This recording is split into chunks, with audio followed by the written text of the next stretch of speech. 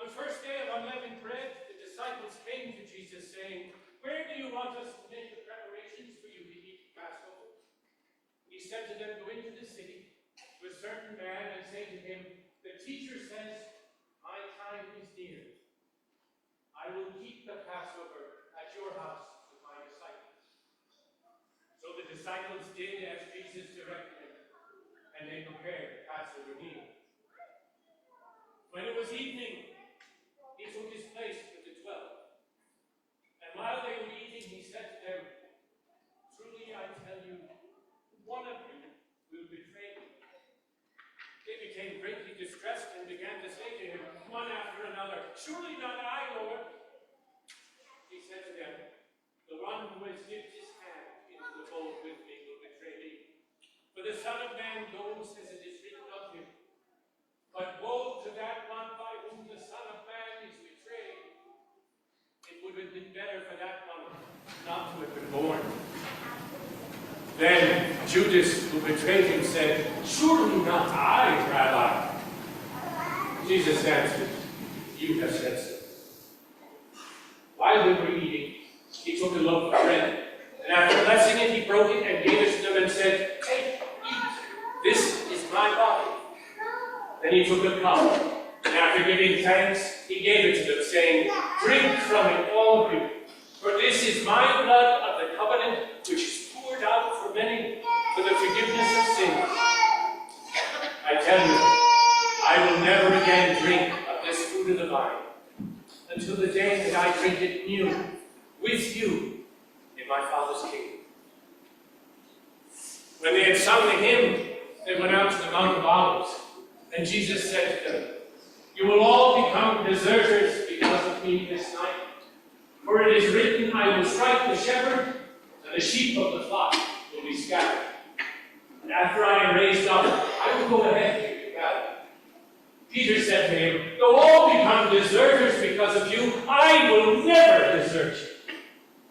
Jesus said to him, "Truly I tell you, this very night, before the cock crows, you will deny me 3 times."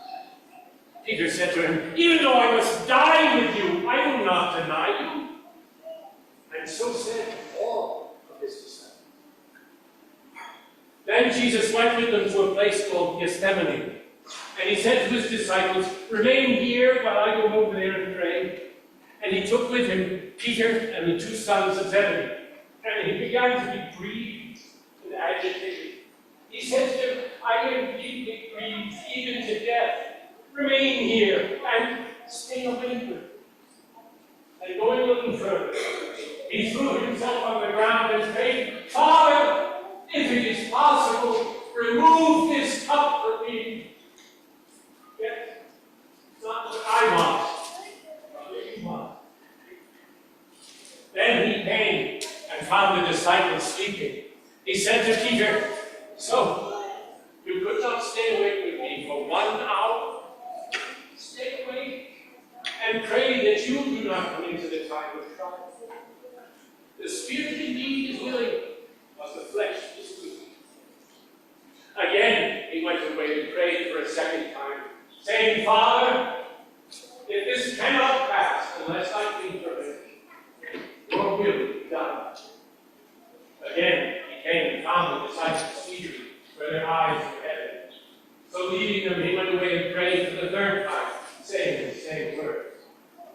Then he came to the disciples and said, "Are you still sleeping and taking your rest? The hour is at hand, for the Son of Man is betrayed into the hands of sinners. Get up, let us be going. See, my betrayer is at hand." While he was still speaking, Judas, one of the 12, arrived, and with him was a large crowd with swords and clubs, from the chief priests and elders of the people. Now the betrayer had given them a sign, saying, "One I will kiss this man, arrest me." At once he came up to Jesus and said to him, "Greetings, Rabbi," and kissed him. Jesus said to him, "Friend, do what you are here to do."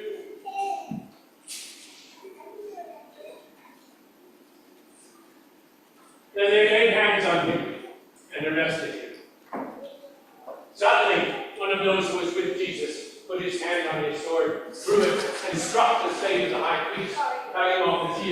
But Jesus said to him, put your sword back in its place. For all who take the sword will perish by the sword. Do you think I cannot appeal to my Father, who will at once send me more than 12 legions of angels? But then how will the scriptures be fulfilled, which say it must happen? At that hour he said to the crowd, have you come with swords and clubs to arrest me as though I were a bandit? Day after day I sat with you in the temple teaching, and you did not arrest me.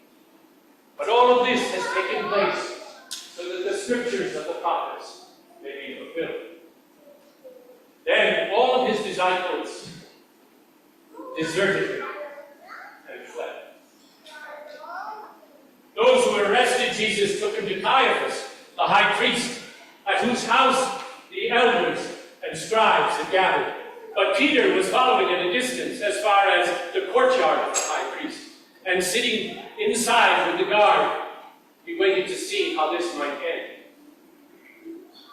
Now the chief priests and the whole council were looking for false testimony against Jesus, so they might put him to death. But they found none, though many false witnesses came forward. At last, two came forward and said, we heard this fellow say, I am able to destroy God's temple and build it in 3 days. Then the high priest stood up and said, have you no answer? What is it that they testify against you? But Jesus was silent. So the high priest said to him, I put you under oath before the living God to tell us if you are the Messiah, the Son of God.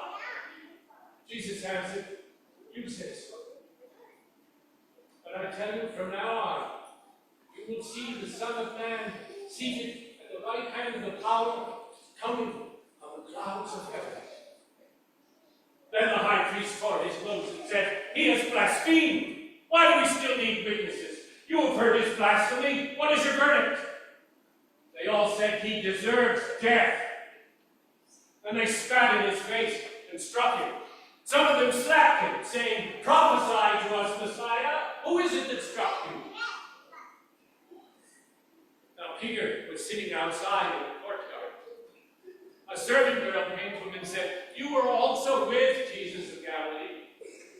But Peter denied it, saying, I do not know what you're talking about.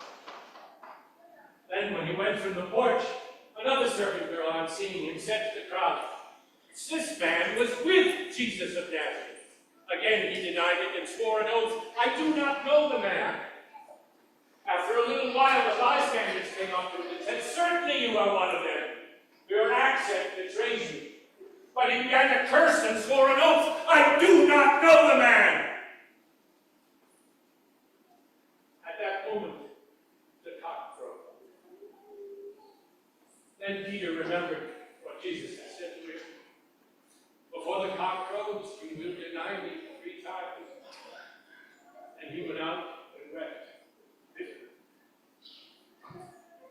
When it was morning, all the chief priests and elders conferred together against Jesus in order to bring about his death. Then they bound him, led him away, and handed him over to Pilate, the governor. Now when Judas, his betrayer, saw that Jesus was condemned, he repented and brought back the 30 pieces of silver to the chief priests and elders, saying, I have sinned by betraying innocent blood. But they said, what is that to us? See to it yourself. So throwing down the 30 pieces of silver, he departed, and he went and hanged himself. But the chief priests, taking up pieces of silver, said, it is not lawful that they be put in the treasury, since they are blood money. And after conferring together, they used them to buy the potter's field as a place to bury corn. For this reason, that field has been called the field of blood to this very day. Then was fulfilled what had been spoken through the prophet Jeremiah, and they took the 30 pieces of silver. The price of one on whom a price had been set, on whom some of the people of Israel had set a price, and gave them to the potter's field, as the Lord commanded him. Now Jesus stood before Pilate, the governor, and the governor said to him, are you the king of the Jews? Jesus said, you say so. But But when he was accused by the chief priests and elders, he did not answer. So Pilate said to him, "Do you not hear how many accusations they make against you?" But Jesus gave him no answer, not even to a single charge, so that the governor was greatly amazed. Now at the festival, the governor was accustomed to release a prisoner for the crowd, anyone for whom they asked. At that time, they had a notorious prisoner named Jesus Barabbas. So when they had gathered, Pilate said to them, "Whom do you want me to release for you? Jesus Barabbas, or Jesus who is called the Messiah?" For he realized it was out of jealousy that they had handed him over. While he was sitting in the judgment seat, his wife sent word to him, "Have nothing to do with this innocent man, for I have suffered greatly today because of the dream about him." Now the chief priests and elders persuaded the crowd to have him release Barabbas and to have Jesus put to death. So Pilate addressed the crowd again and said, "Which of the two do you want me to release for you?" They shouted, "Barabbas!" Pilate said, "Then what am I to do with Jesus who is called the Messiah?" They said, "Let him be crucified." Pilate said, "Why? What evil has he done?" But they shouted back all the more, "Let him be crucified!" So Pilate, seeing that he could do nothing but rather a riot was beginning, took some water and washed his hands before the crowd and said, "I am innocent of this man's blood. See to it yourself." And the people as a whole answered, "His blood be on us and on our children." So Pilate released Barabbas for them, and after flogging Jesus, handed him over to be crucified. The soldiers of the governor brought Jesus into the governor's headquarters and gathered the whole cohort around him. They stripped him and put a scarlet robe on him, and after twisting some thorns into a crown, they put it on his head. They put a reed in his right hand and knelt down before him, mocking and saying, "Oh, hail, King of the Jews!" And they spat on him, took the reed from him, and struck him. And after mocking him, they stripped him of the robe, put his own clothes on him, and led him away. When they went out, they came across a man named Simon from Cyrene. They compelled this man to carry his cross. When they came to a place called Golgotha, they offered him wine to drink mixed with gall, but when he tasted it, he would not drink.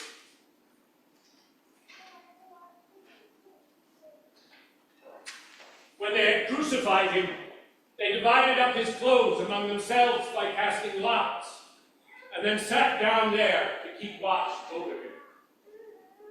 2 bandits were crucified with him, one on his right and one on his left.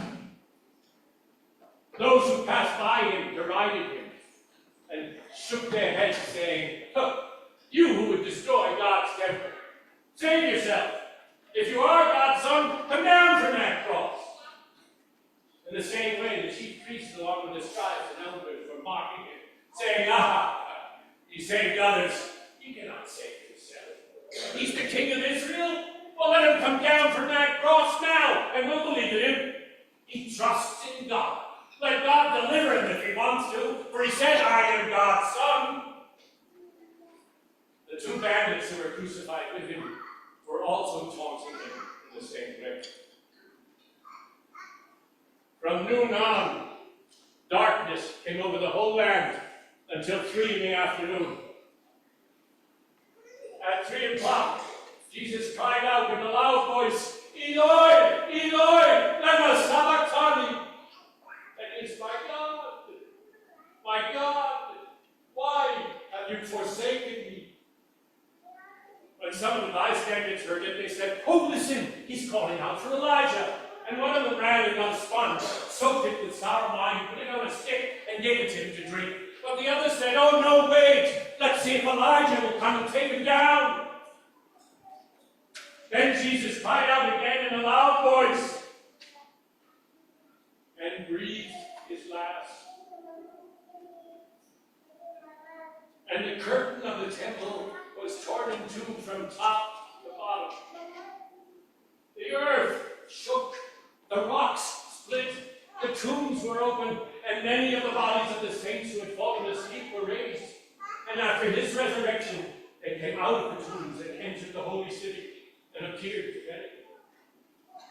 Now, when the centurion and those who kept watch with him saw the earthquake and what had taken place, they were terrified. And they said, "Truly, this man was God's Son." Many women were also there, looking on from a distance. They had followed Jesus from Galilee and had gone before them. Among them were Mary Magdalene, Mary the mother of James and Joseph, and the mother of the sons of Zebedee. When it was evening, there came a rich man from Arimathea named Joseph, who was also a disciple of Jesus. He went to Pilate and asked for the body of Jesus, and Pilate ordered that it be given to him. So Joseph took the body, wrapped it in a linen cloth, and laid it in his own new tomb, which he had hewn in the rock. Then he rolled a great stone to the door of the tomb and went away. Mary Magdalene and the other Mary were there, sitting opposite the tomb. The next day, that is, after the day of preparation, the chief priests and Pharisees gathered before Pilate and said, "Sir, we remember what this impostor said when he was still alive. After 3 days I will rise again. Therefore, command that the tomb be made secure until the third day. Otherwise his disciples may come and steal him away and say, 'Tell the people he has been raised from the dead.'" This last deception would be worse than the first. Pilate said to them, "You have a guard of soldiers. Go and make it as secure as you can." So they went to the guard and secured the tomb by sealing up the stone. Were you there when they laid him in the tomb? Were you there when they